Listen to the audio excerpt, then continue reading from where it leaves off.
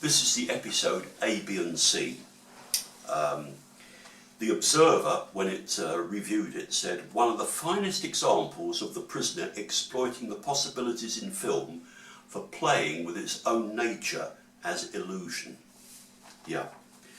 Okay, so with Arrival and Chimes of Big Ben introducing the twin threads of village exploration and escape attempts, the audience wondered what awaited them in this third instalment, and it went entirely in a different direction because really there's not an escape attempt.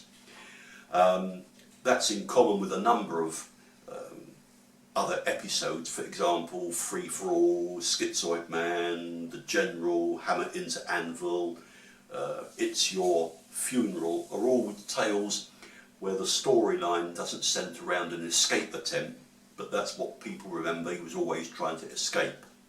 Anyway, strangely, because it was all filmed on the back lot, it's always polled quite high amongst 6 of 1 members. Different polls say it's been 7th, 6th, 4th.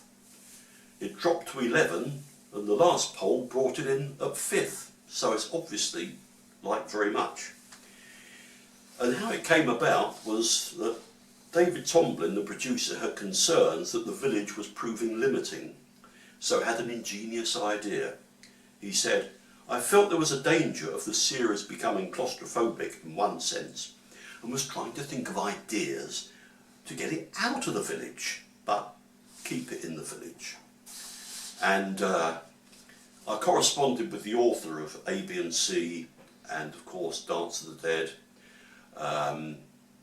and Many Happy Returns, Anthony Skeen, and he said to me, Tomblin wanted to do an episode using lots of stock shots he knew about.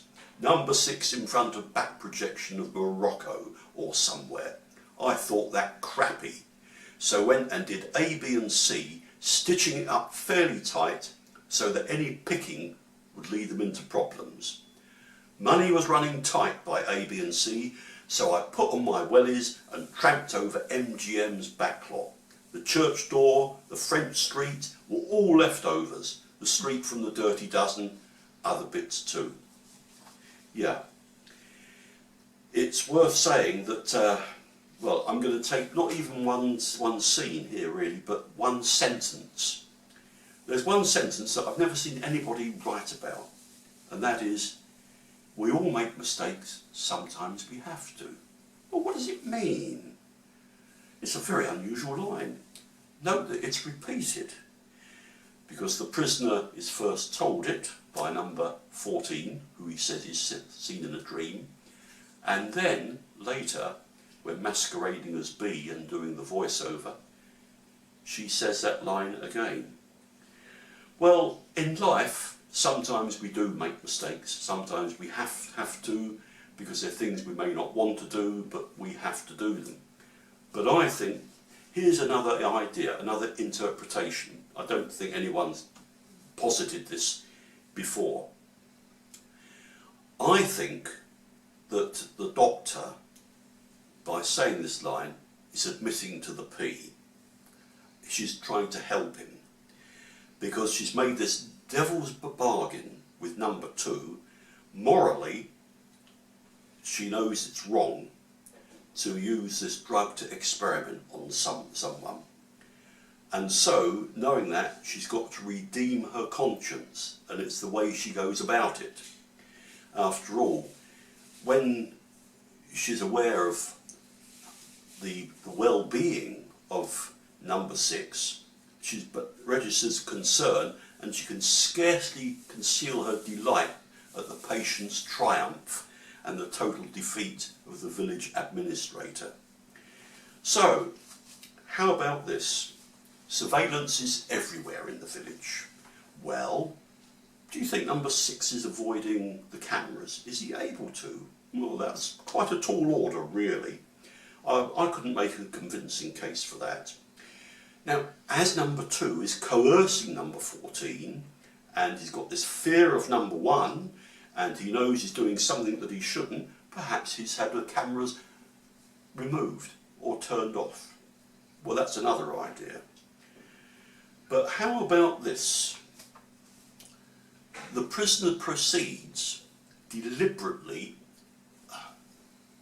Number 14 knows that he's following. She takes care of all the surveillance. She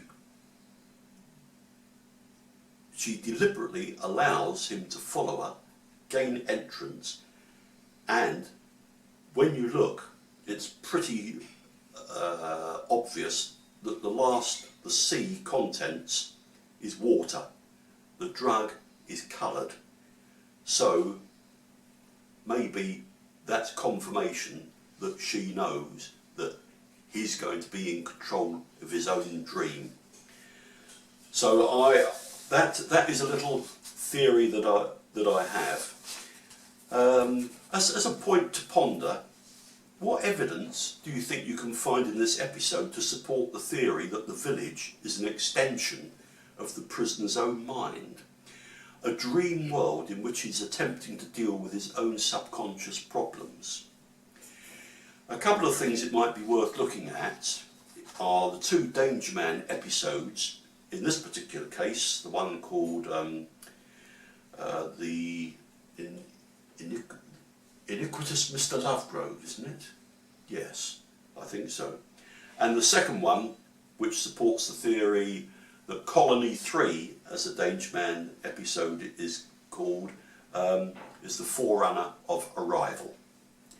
So there we are. There's a very brief idea for AB&C, which only runs to about 18,000 words in full. Thank you.